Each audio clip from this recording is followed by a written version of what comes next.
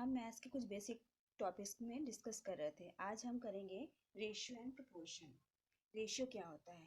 Ratio किसी भी दो क्वांटिटीज या ऑब्जेक्ट्स के बीच में तुलना करना होता है। तुलना हमेशा दो या दो से ज़्यादा ऑब्जेक्ट्स के बीच किया जाता है। इस तरह हम डेफिनेशन के तौर पे कह सकते हैं, ratio is the comparison of two और मोर क्वांटिटीज। दो या दो से ज़्यादा क्वांटिटीज़ के बीच में अगर हमें कंपैरिजन करना हो, तुलना करना हो कि वो चीज़ छोटी है, बड़ी है, लंबी है, काली है, गोरी, तो हम कैसे कंपैरिजन करेंगे? उसमें दो चीज़ होनी चाहिए। एग्जांपल है जैसे ये ए और बी, कोई दो ऑब्जेक्ट है, ये रेशियो का साइन है, इसको हम इज टू कहते हैं, is to, A is to B. अगर इसकी लेंथ और इसकी भी लेंथ, दोनों की लेंथ सेम होगी तभी इसमें रेशियो हम निकाल सकते हैं। अगर इसकी लेंथ हो और इसका वेट हो तो हम इसका रेशियो नहीं निकाल सकते। दोनों की चीज यूनिट सेम होनी चाहिए। क्या ये याद रखना है हमें? यूनिट सेम होनी चाहिए।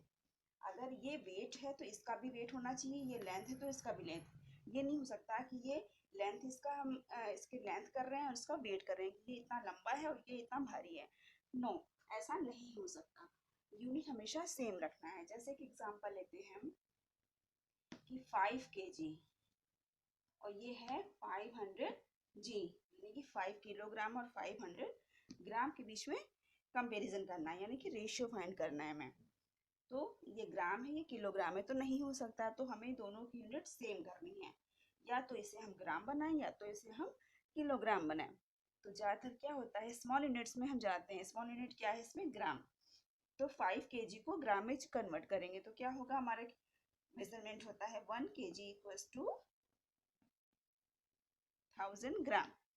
तो 5 kg क्या हो जाएगा? 5000 gram is to 500 gram.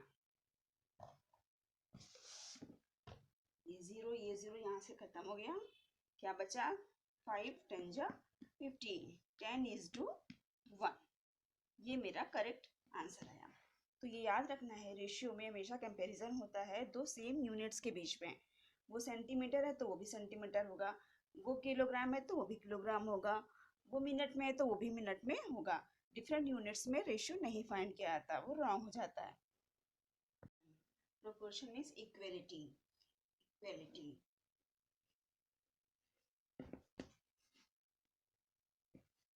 Equal का साइन से, इक्वल के साइन से डिनोट करते हैं।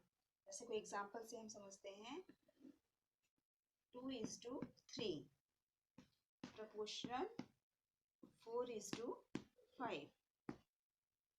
प्रोपोर्शन क्या होता है? किसी दो रेशियो का रेशियो होता है। रेशियो में हमने क्या बताया था? किसी दो क्वांटिटी का रेशियो, किसी दो क्वांटिटी को कंपैरिजन रेशियो कहलाता है। और प्रोपोर्शन क्या होता है? किसी दो रेशियो का रेशियो कहलाता है प्रोपोर्शन।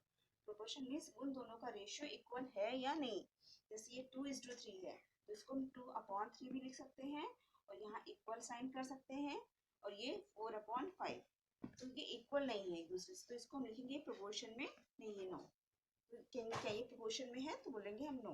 अगर हम इसी में कुछ और देते हैं, 1:2, 1:2 प्रोपोर्शन 4:8, तो 1/2 इक्वल्स टू 4/8। इसको रिड्यूस करेंगे, 4 1 जा 4, 4 2 जा 8, 1/2 इक्वल्स टू 1/2।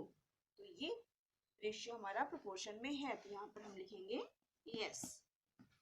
तो क्या मतलब समझ में आया? इसमें इक्वलिटी, दो रेशियो के बीच में वो इक्वल है तो वो प्रोपोर्शन में है, अगर वो इक्वल नहीं है तो वो प्रोपोर्शन में नहीं है।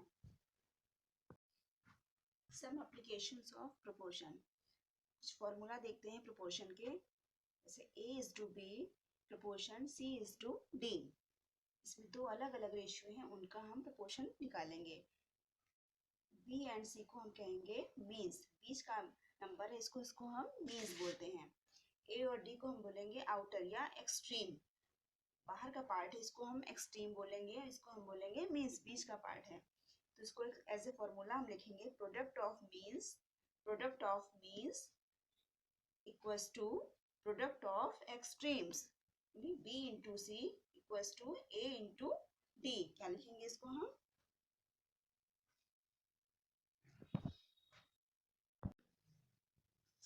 B into C equals to A into D, मतलब means of product equals to product of extreme. Product of means equals to product of extreme.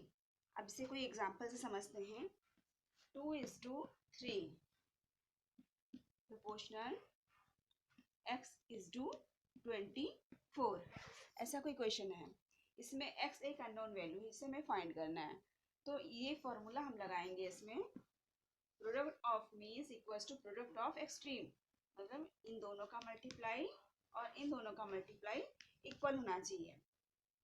जिसमें अननोन वैल्यू है उसे पहले लिखेंगे हम। 3 multiply x equals to 2 multiply 24, x equals to 2 multiply 24 upon 3, 3 8 जा 24, x equals to 2 into 8 equals to 16, 16 answer. तो x की value क्या आ गई? 16। अब इसको हम चेक कर सकते हैं कि 16 करेक्ट है या नहीं, 16 आंसर करेक्ट है या नहीं। तो 2/3 इक्वल्स टू 16/24। ये तो रिड्यूस हो नहीं सकता, इसे रिड्यूस करेंगे। 8 2 जा 16, 8 3 जा 24, 2/3 इक्वल्स टू 2/3, यानी मेरा करेक्ट आंसर आया 16।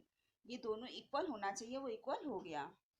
The answer is 16 is correct answer.